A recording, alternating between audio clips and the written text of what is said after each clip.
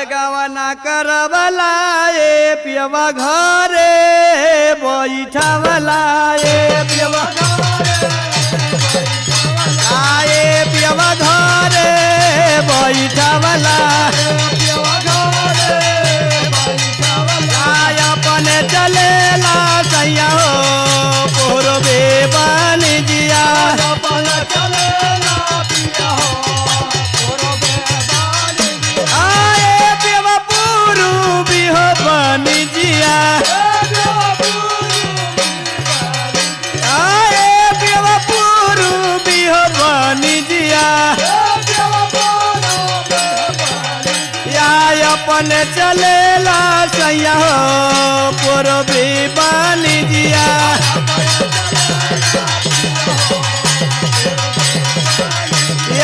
अपने चलेला सैया हो पूर्वी बन जिया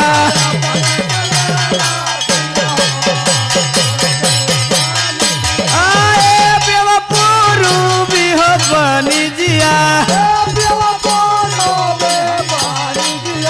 अपने चलेला पिया हो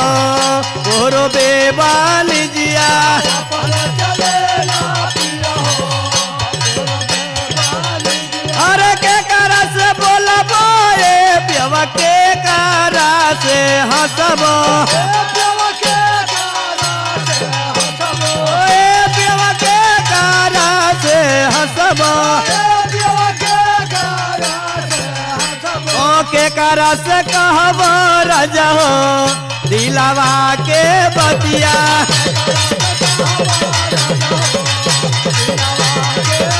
या के करा से कहबो राजा हो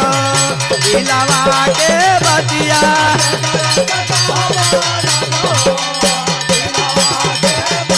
आए पियवा दिलावा के बतिया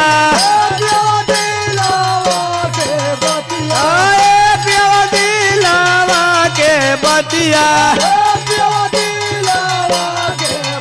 या के करा से कहबो पिया हो दिलवा के बतिया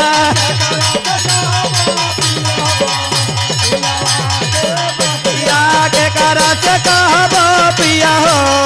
दिलवा के बतिया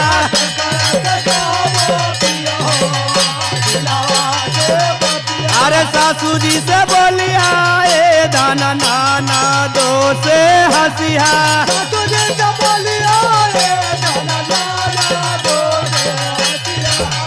दाना नाना दो से हंसिया ए दाना नाना दो से हंसिया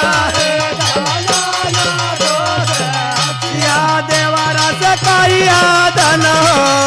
दिलवा के बतिया आए धन दिलवा के बतिया या देवरू से कहिया दन हो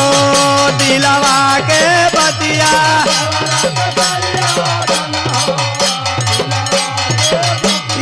देवरा से कहिया धन हो दिलवा के बतिया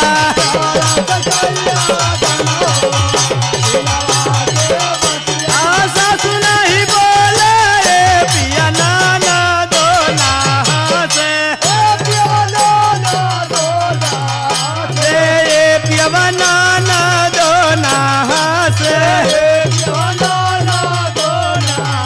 से देवरा न बूझे पिया हो दिलवा के बतिया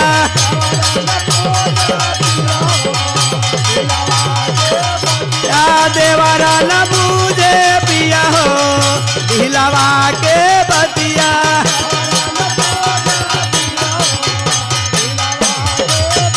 आए पियवा दिलवा के बतिया या देवरो न बूझे पिया हो दिलवा के बतिया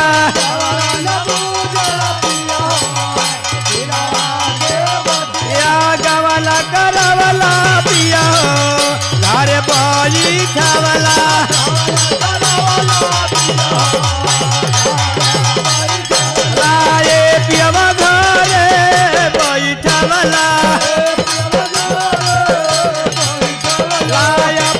चले